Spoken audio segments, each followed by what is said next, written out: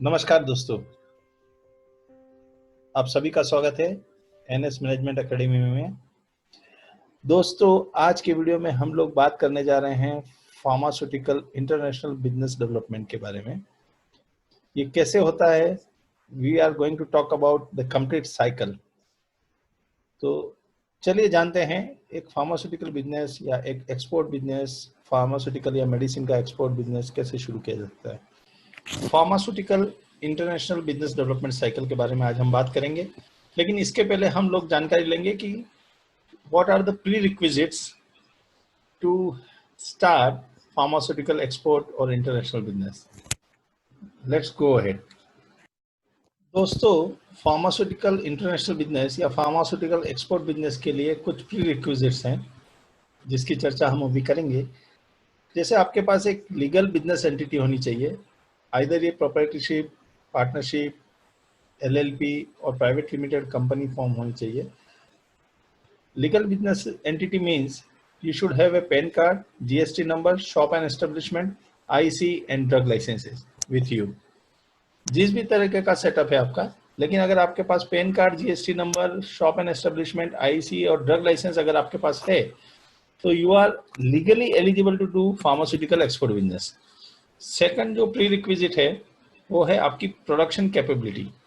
आप किस तरीके से एक्सपोर्ट करने योग्य गुड्स या मेडिसिन या ड्रग्स आप मैन्युफैक्चर कर सकते हैं या करवा सकते हैं, वो आपकी कैपेबिलिटी होनी चाहिए।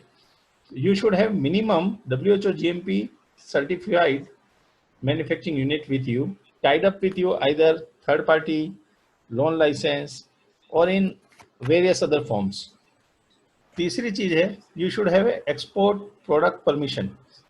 जो भी प्रोडक्ट आप एक्सपोर्ट करना चाहते हैं उसके लिए प्रोडक्ट परमिशंस आपके पास होनी चाहिए कि वो प्रोडक्ट जो आप बनाना चाहते हैं या बना के बेचना चाहते हैं वो एक्सपोर्ट के योग्य है। इस बात का मिनिस्ट्री ऑफ हेल्थ या फूड एंड ड्रग बोर्ड से आपके पास परमिशन होना चाहिए। जो चौथी महत्वपूर्ण चीज है जो आपके पास होनी चाहिए वो है COPP, certificate of pharmaceutical products. It should be in WHO GMP format specified by various regulatory authorities, जिसमें आपके प्रोडक्ट की डिटेल, उसका कंटेंट, उसके इंग्रेडिएंट्स, उसका composition, country of origin, manufacturing site और अन्य विभिन्न तरह की तकनीकी जानकारियां होती हैं। और साथ में ये भी स्पेसिफाइड होता है कि वो किस कंट्री के लिए सर्टिफिकेट है। कुछ सर्टिफिकेट मल्टीपल कंट्रीज के लिए भी बनाए जाते हैं, लेकिन ज़्यादातर जिस कंट्री के लिए आप बिजनेस करना चाहते हैं, जिस कंट्री में आप एक्सपोर्ट करना चाहते हैं, उस कंट्री स्पेसिफिक आपको COPP की आवश्यकता रहती है। पांचवी चीज जो आपके लिए बहुत महत्वपूर्ण है वो है सैंपल्स। आपके पास एक्सपोर्ट पैकिंग में सैंपल्स होने चाहिए। कॉमर्शियल सप्लाई से पहले आपके पास कुछ सैंपल्स होने चाहिए एक्सपोर्ट पैकेजिंग में, जिसकी मदद से आप प्रोडक्ट का रजिस्ट्रेशन करवा सकें। फ्री सेल सर्टिफिकेट की भी आवश्यकता रहती है to prove eligibility to sell the same in their country of origin. इसके माध्यम से बाहर की जो ड्रग रेगुलेटरी एजेंसीज होती हैं वो सुनिश्चित करती है कि आपका प्रोडक्ट जो आप उन्हें बेचने का प्रयास कर रहे हैं क्या वो अपने कंट्री ऑफ ओरिजिन में सेलेबल है, सेफ है। इसका सर्टिफिकेट होता है FSC। फिर आपको डेफिनेटली कुछ वर्किंग कैपिटल की फंड्स की आवश्यकता होती है, जैसे business development activities, travel, registration fee, courier और ऑफिस ऑपरेशन के लिए जो आपको खर्चा लगता है। इस तरह से आपको कुछ फंड की आवश्यकता होती है। Then you should have communication tools. आपको लैपटॉप या PC होना चाहिए, ईमेल होना चाहिए, आपके पास फोन होना चाहिए जिससे आप लोगों से कम्युनिकेट कर सकें। And definitely the last and very important, you should have a business expertise or knowledge. You should have business expertise or knowledge how to step by step go ahead to fetch the international business or export business. Who are your overseas stakeholders? India से बाहर आपके कौन कौन से ऐसे stake holders हैं जिन पे आपका एक्सपोर्ट बिजनेस निर्भर करता है। First and foremost is registration agent और अटॉर्नी। कई देशों में आपको एक लोकल एजेंट या अटॉर्नी की आवश्यकता होती है जो आपके बिहाफ पे आपके प्रोडक्ट्स और आपकी कंपनी को रजिस्टर करने के लिए वहां पर आपको रिप्रेजेंट करता है। नॉर्मली रजिस्ट्रेशन एजेंट या अटॉर्नी का काम आपके प्रोडक्ट को रेगुलेटरी बॉडी के थ्रू रजिस्टर करवा के आपको लाइसेंस देने के लिए होता है, जिससे आप उस देश में अपना सामान, अपनी मेडिसिन, अपने ड्रग्स एक्सपोर्ट कर सकें। बहुत सारी देशों में इंपोर्टर ही आपके रजिस्ट्रेशन एजेंट का काम करता है। प्रोडक्ट के रजिस्ट्रेशन के बाद वह स्वयं आपके प्रोडक्ट को इंपोर्ट करता है और विभिन्न डिस्ट्रीब्यूटरों के माध्यम से आपको बेचने में मदद करता है। टाइप के स्टेक होल्डर्स होते हैं इंपोर्टर कम ट्रेड डिस्ट्रीब्यूटर, अर्थात आपका जो इंपोर्टर है वह रजिस्ट्रेशन करवाने में आपकी मदद करता है और उसके अलावा उसका खुद का डिस्ट्रीब्यूशन चैनल होता है जिसकी मदद से वो आपके प्रोडक्ट को उस देश के विभिन्न हिस्सों के रिटेलर्स या होलसेलर्स तक पहुंचाने में आपकी सहायता करता है। देन गवर्नमेंट परचेजिंग एजेंसी, जैसे भारत में विभिन्न तरह के सेंट्रल और स्टेट गवर्नमेंट के टेंडर्स होते हैं, वैसे ही अन्य देशों में भी गवर्नमेंट के परचेज एजेंसीज होती हैं। और ये जो परचेज एजेंसी होती है वो आपके लिए एक खरीदार का कार्य करती है, लेकिन उसके लिए आपको अपना रजिस्ट्रेशन या रेगुलेटरी जो कंप्लायंस है वो होना बहुत आवश्यक है। छठे टाइप के ओवरसीज स्टेक होल्डर्स में भी यूएन एड बायर्स। यूएन की सहायता से प्राप्त जो संगठन होते हैं वो आपके गुड्स को टेंडर के माध्यम से या प्राइस कोटेशन के माध्यम से खरीदते हैं। Then local ad agencies are also involve. सरकारी तंत्रों से जो सहायता मिलती है या किसी ट्रस्ट या किसी बोर्ड के माध्यम से जो आर्थिक सहायता होती है, उस सहायता को नीडी लोगों तक पहुंचाने का काम लोकल एड एजेंसी भी कर सकती है। Big hospitals may be sometimes invite direct tenders or wholesalers can be your stakeholders। Agreement भी 4-5 तरह के होते हैं, आइए देखते हैं। पहले तरीके का अग्रीमेंट होता है एजेंसी अग्रीमेंट। जैसा हमने बात किया कि कुछ एजेंट होते हैं या अटॉर्नी होते हैं जो आपके प्रोडक्ट्स को रजिस्टर करने के लिए और उसको रेगुलेटरी एजेंसी से अप्रूव करवाने तक में आपकी मदद करते हैं। सेकंड टाइप का अग्रीमेंट होता है commercial agreement. The commercial agreement which involves mainly importer और distributors। इसमें आपकी और उसके बीच की रजिस्ट्रेशन, प्रोडक्ट कमर्शियलाइजेशन और कमर्शियलाइजेशन के बाद में मार्केटिंग या अन्य तरह की जो गतिविधियां होती है उसकी रेस्पॉन्सिबिलिटी शेयरिंग और क्वालिटी, पेमेंट टर्म्स इत्यादि चीजों की जानकारी कमर्शियल अग्रीमेंट में होती है। तीसरे टाइप का अग्रीमेंट होता है ट्रेड एंड सप्लाई अग्रीमेंट, कि आपने अपने बायर के साथ में किसी प्रोडक्ट की ट्रेड या एक्सपोर्ट की कोई क्वांटिटी, कोई रेट्स या किस तरह से सप्लाई होगा, कितने इंटरवल्स में होगा, इस बारे में कुछ मसौदा तय किया होता है। उन सब की जानकारी और उसके साथ में roles and responsibility and payment terms and supply terms और क्वालिटी और बाकी की चीजों के एश्योरेंस के बारे में रोल्स एंड रेस्पॉन्सिबिलिटी स्पेसिफाई करके जो अग्रीमेंट बनता है उसे ट्रेड या सप्लाई अग्रीमेंट कहते हैं। चौथे टाइप का अग्रीमेंट जो फार्मास्यूटिकल बिजनेस में बहुत कॉमनली पाया जाता है वो है डिस्ट्रीब्यूशन अग्रीमेंट।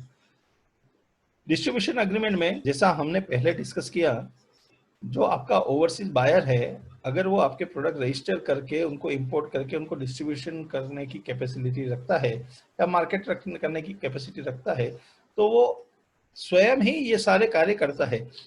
तो डिस्ट्रीब्यूशन अग्रीमेंट आपके और ऐसे डिस्ट्रीब्यूटर के बीच में होता है जो आपके लिए रजिस्ट्रेशन, इंपोर्टेशन और डिस्ट्रीब्यूशन का काम करता है।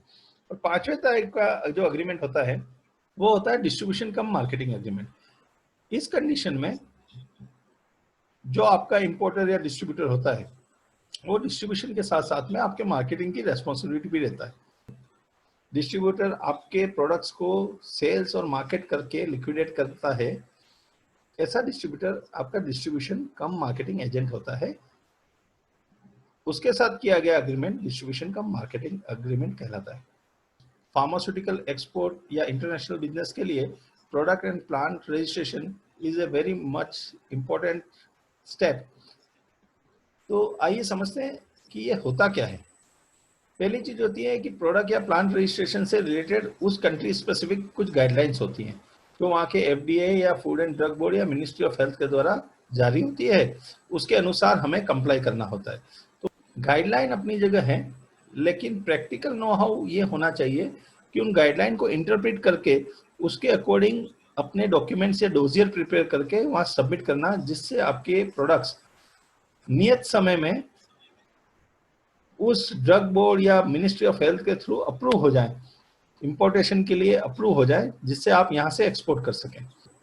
Third in very important thing is internal assessment to comply, कि आपको अपना इंटरनल असेसमेंट करने की आवश्यकता होती है कि आपके पास वो डॉक्यूमेंट्स हैं, उसकी वैलिडिटी, उसकी क्वालिटी कैसी है, क्या आप उनकी एक्सपेक्टेशन के अनुसार वो कंप्लाई करने की हालत में हैं, और उनको असेस करके उनको किस तरह से उनको कंपाइल करके वहाँ की जो फॉर्मेट है उसके अनुसार आप सबमिट कर पाएंगे।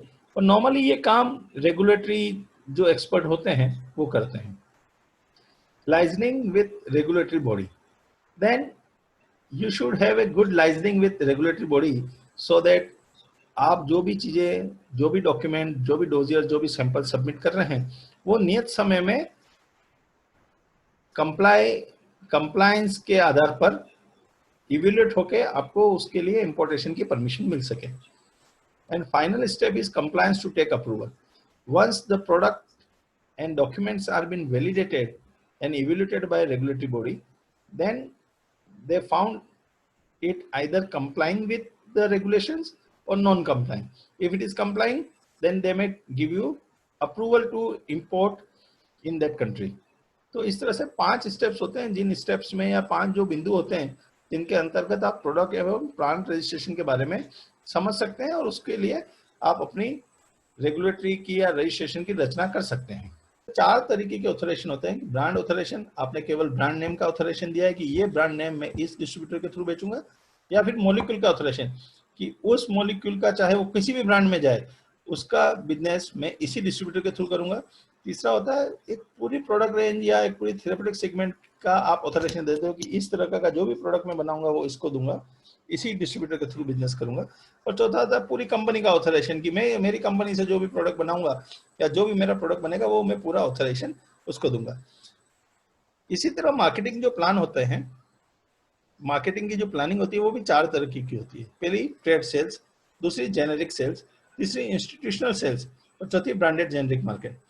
ट्रेड सेल्स का मतलब आप जो प्रोडक्ट बनाते हैं या मार्केट करते हैं या एक्सपोर्ट करना चाहते हैं, वो आपके डिस्ट्रीब्यूटर या आपके एजेंट ने आपसे, इंपोर्टर ने आपसे खरीदा, और उसको खरीदने के बाद वहां के 10, 20, 5, 10 डिस्ट्रीब्यूटर को आपसे आपका प्रोडक्ट इंपोर्ट करने के बाद इमीडिएटली वो प्रोडक्ट छोटे छोटे पार्सल्स में या 4, 5, 6 हिस्सों में अलग अलग होलसेलर्स को या डिस्ट्रीब्यूटर्स को उन्होंने बेच दिया, एक मिनिमम मार्जिन रख के, जिससे इमीडिएटली उसका लिक्विडेशन हो गया और उनके पास पैसा आ गया। उन्होंने आपको पैसा या तो एडवांस दे रखा है या बाद में देना है, तो वो उनका डील क्लोज हो गया। तो इस तरह का जो सेल्स होता है उसे ट्रेड सेल्स कहते हैं। ट्रेड सेल में आप जो प्रोडक्ट एक्सपोर्ट करते हैं उसके उस मार्केट में लैंड करने के बाद जो आपका डिस्ट्रीब्यूटर होता है, जो आपका एजेंट होता है, उस प्रोडक्ट को इमीडिएटली कुछ डिस्ट्रीब्यूटर के बीच में या होलसेलर के बीच में इमीडिएटली छोटे टाइम स्पान में उस प्रोडक्ट को डिस्ट्रीब्यूट करके बेच के अपना पैसा ले लेता है। दूसरा होता है जेनेरिक सेल्स। वो डिस्ट्रीब्यूटर स्वयं विभिन्न हॉस्पिटल और विभिन्न होलसेलर के थ्रू प्रोडक्ट को जेनेरिक फॉर्म में बेचता है, उसके लिए प्रमोशन की मेहनत नहीं करता है। उस जेनेरिक प्रोडक्ट इंडिया में या किसी भी देश में कम प्राइस पे कंपेयर टू ब्रांडेड वन बिकते हैं, लेकिन उसकी सेल फास्ट होती है। ये हॉस्पिटल्स हैं, इंस्टीट्यूट्स हैं या डॉक्टर्स हैं, या एक मार्केट होता है जिसके थ्रू वो बिक जाता है। तीसरे टाइप का सेल्स है इंस्टीट्यूशनल सेल्स, कि विभिन्न इंस्टीट्यूट्स में अलग अलग तरह के परचेज अग्रीमेंट होते हैं, परचेज के पैटर्न होते हैं, लोकल टेंडर्स होते हैं, लोकल परचेजेज होती हैं। उन परचेज या उन इंस्टीट्यूट से जो बिजनेस आता है उसको आपका डिस्ट्रीब्यूटर मैनेज करता है और उनके उस चैनल के माध्यम से अपना सेल करता है। और चौथे टाइप का जो सेल होता है वो ब्रांडेड जेनरिक मार्केटिंग होती है। अर्थात आपसे जो खरीदा हुआ प्रोडक्ट है उसको एज ए ब्रांडेड जेनरिक वो अपने सेल्स रेप या मेडिकल रिप्रेजेंटेटिव या प्रमोशनल टीम लगाकर उनको प्रमोट करता है। इसमें आपको अच्छी प्राइस और अच्छा प्रॉफिट मिल सकता है, लेकिन हाँ वॉल्यूम थोड़ा कम रहेगा कंपेयर टू जेनरिक और इंस्टीट्यूशनल सेल्स। हर कंट्री में प्रोडक्ट्स को परचेज करने का या तो सेंट्रल गवर्नमेंट का एक तरीका होता है या लोकल इंस्टीट्यूट्स के माध्यम से या स्टेट गवर्नमेंट के माध्यम से या लोकल जो बॉडीज होती हैं उनके माध्यम से परचेज होती है। इसमें आप अलग अलग तरीकों से पार्टिसिपेट कर सकते हैं, या तो आप डायरेक्टली, वो अगर इंटरनेशनल टेंडर है तो आप डायरेक्टली पार्टिसिपेट कीजिए, या फिर थ्रू एजेंट करते हैं कि चलिए इंटरनेशनल टेंडर है, आप डायरेक्टली भी पार्टिसिपेट करने के लिए एलिजिबल है, लेकिन आप चाहते हैं कि आपका एजेंट आपके लिए वहां पर फॉलोअप करे, फैसिलिटेट करे, जिससे आपके जीतने के चांसेस बढ़ जाएं, इसलिए आप एजेंट के थ्रू करते हैं। एजेंट को आप कुछ मिनिमम 2 से 5 या 10% कमीशन देते हैं डिपेंडिंग ऑन द प्रोडक्ट, या फिर डिस्ट्रीब्यूटर के थ्रू आप जाइए तो डिस्ट्रीब्यूटर आपके बिहाफ पे टेंडर पार्टिसिपेट करता है, या फिर जॉइंट पार्टिसिपेशन होता है कि आप डायरेक्टली सेल करते हैं टेंडर के थ्रू किसी परचेजिंग बॉडी को, लेकिन उसमें आपका और डिस्ट्रीब्यूटर का सामंजस्य ऐसा होता है कि आप दोनों मिलकर एक एंटिटी की तरह वहां पर पार्टिसिपेट करते हैं। प्रोडक्ट मैनेजमेंट से रिलेटेड जो 4 चीजें हैं, 4 P's, ये हर स्टेज पे बदलती जाती है, ये चलायमान होती है, ये वेरिएबल होती है, ये डायनेमिक होती है, और ये अलग अलग जो स्टेज होती हैं जो प्रोडक्ट लाइफ साइकिल की, जैसे डेवलपमेंट फेज जिसमें आप प्रोडक्ट को रजिस्टर कर रहे हैं या इनिशियली लॉन्च किया है तो आप उसकी अवेयरनेस क्रिएट कर रहे हैं, उस टाइम आपकी प्रोडक्ट की प्राइस, पोजिशनिंग, प्रमोशन की स्ट्रेटेजी अलग हो सकती है। प्रोडक्ट के इंट्रोड्यूस होने के बाद आप उसको कितनी स्पीड से मार्केट में टेक ऑफ करना चाहते हैं, उसकी प्रोडक्ट की पोजिशनिंग क्या रखना चाहते हैं, उसके हिसाब से आप प्राइस क्या रखेंगे, उसके हिसाब से आप प्रमोशन क्या करेंगे, और ये जो कॉम्बिनेशन है इसके आधार पर आप इंट्रोडक्शन फेज में फिर से आप उसको रिवर्क करते हैं। इसी तरह से जब प्रोडक्ट का मार्केट का मूवमेंट बढ़ना शुरू होता है, धीरे धीरे धीरे आपको समझ में आता है कि प्रोडक्ट का टेक मार्केट में ग्रोथ हो रहा है, सेल्स ग्रोथ हो रही है, product started growing in the market, तब आप उसकी प्राइसिंग और पोजिशनिंग और प्रमोशन की स्ट्रेटेजी उसकी ग्रोथ फेज में अपनी डिसाइड करते हैं। एक स्टेज ऐसी आती है जब वो अपना प्रोडक्ट अपना मार्केट में सफिशिएंट मार्केट शेयर ले चुका होता है, वो मैच्योरिटी फेज होती है। उस टाइम पे आप बहुत ज्यादा ग्रोथ, सेल्स की ग्रोथ एक्सपेक्ट नहीं कर सकते। जो सेल्स बढ़ी हुई है उसको किस तरह से मेंटेन किया जाए उस पर आपका ध्यान होता है। तो उस टाइम आपकी प्राइसिंग, पोजिशनिंग और प्रमोशन की स्ट्रेटेजी क्या होनी चाहिए जिससे आपकी प्रॉफिटेबिलिटी मैक्सिमम हो सके। इसी तरह से एक समय ऐसा होता है जब वो मॉलिक्यूल ही मार्केट में धीरे धीरे एब्सोल्यूट होना शुरू होता है, उससे एक बेटर मॉलिक्यूल मार्केट में आना शुरू होता है, और उस बेटर मॉलिक्यूल आने की वजह से या उससे एडवांस नेक्स्ट जनरेशन का मॉलिक्यूल आने की वजह से आप अपने प्रोडक्ट का प्रमोशन, प्राइसिंग, पोजिशनिंग और उसका प्रोडक्ट का मार्केट वो डिक्लाइनिंग फेज के हिसाब से आप डिसाइड करते हैं कि या तो आपको उसका मार्केट शेयर बढ़ाना है, या वॉल्यूम मेंटेन करना है, या फिर प्रॉफिट मेंटेन करना है। Depend on the various condition you have to decide. इन सब प्रोडक्ट लाइफ साइकिल के इन सब जो 4-5 जो चरण हैं, इसमें जो 4 P's हैं उसके बारे में सेपरेटली अलग से चर्चा करेंगे अलग मॉड्यूल में, प्रोडक्ट लाइफ साइकिल मैनेजमेंट के बारे में। आज के लिए इतना ही। हमसे जुड़े रहने के लिए हमारे चैनल को लाइक एंड सब्सक्राइब करना ना भूलें। To know more about us please visit www.nscareer.in।